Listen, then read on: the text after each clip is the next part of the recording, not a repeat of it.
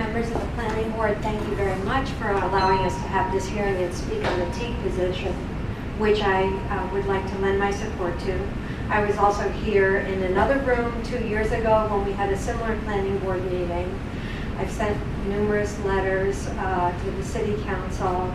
I really would like the city to do some movement on this. I feel like a lot of these people have spent a lot of time showing up at hearings and waiting for long hours to speak, and I feel like we're not being heard. Meanwhile, lots of petitions are being granted for zoning changes for big developers who live out of town and may have apartment buildings here where they slap up the cheapest light, and there's no way for someone raising a family next door to try to shield their children from excessive light at night. And that's just not right. I think we're a big city, we're a world-class city, and we can do something about this. I've been noticing during this hearing that right behind all of you is a sign that says only staff can adjust the shades.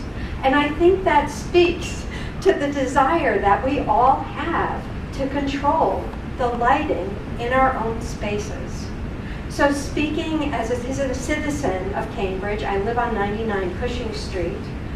The purpose of this ordinance and the suggested changes is to really help enforce and educate a good neighbor policy that helps everyone be respectful and courteous to their next door neighbors.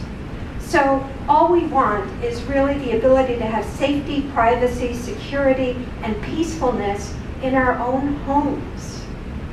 We don't allow neighbors to put their trash in our yards, to put their fences in our yards. We don't allow them to excessively blast us with noise from their houses into our houses. We don't allow them to have noxious smells or unhealthful fumes. We don't allow them to trespass. But why is it different? Why are they allowed to have their streams of photons coming into our homes and disrupting us? It's a very real thing.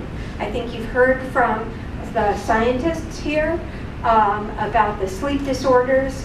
I know that very few people care about being able to connect with the stars at night. That's unfortunate.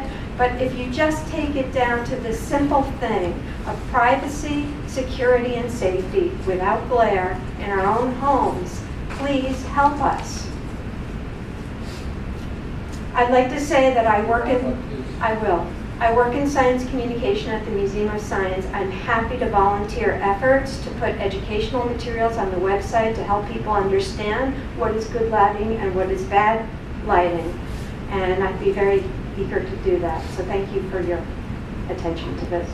I guess my thought on this is that I don't want to let the perfect be the enemy of the good.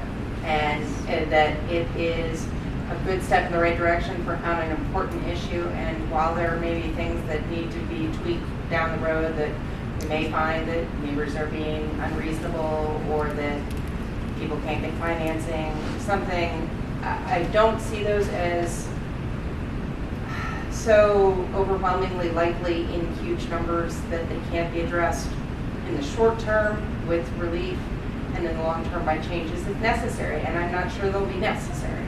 And I would rather do something than to continue to put off doing things till we have more information.